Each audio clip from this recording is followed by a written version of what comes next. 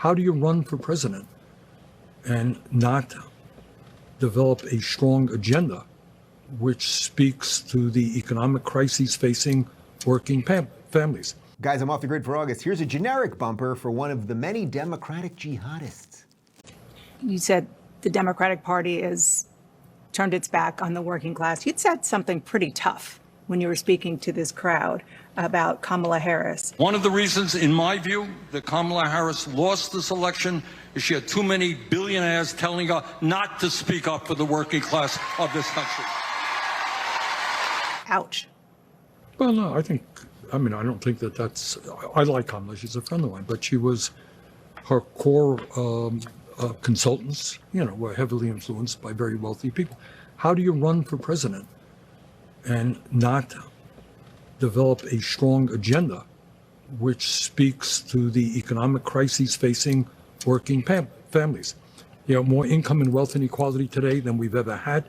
You have 60% of our people living paycheck to paycheck. You got a healthcare system which is broken and dysfunctional.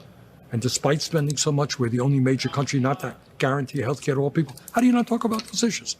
She talked about affordability. Well, but in a vague, I don't want to rehash that campaign, but I think the clue to Democratic victories is to understand that you got to stand unequivocally with the working class of this country. You need an agenda that speaks to the needs of working people. Is it a radical idea that we join every other major country on earth and guarantee health care to all people? Is that a radical idea? You tell me how many people are talking about that. Is it a radical idea to say that we've got to raise the minimum wage to $17 an hour? Is it a radical idea to say that in the midst of a competitive global economy, we need to make sure we have the best educated workforce, that all of our kids, regardless of income, should be able to get a higher education? These ideas exist all over the world. They don't exist in America. And they don't exist because of the power of the oligarchs economically and politically. All right, let's be clear. In my view, the current political system in the United States of America is broken and corrupt.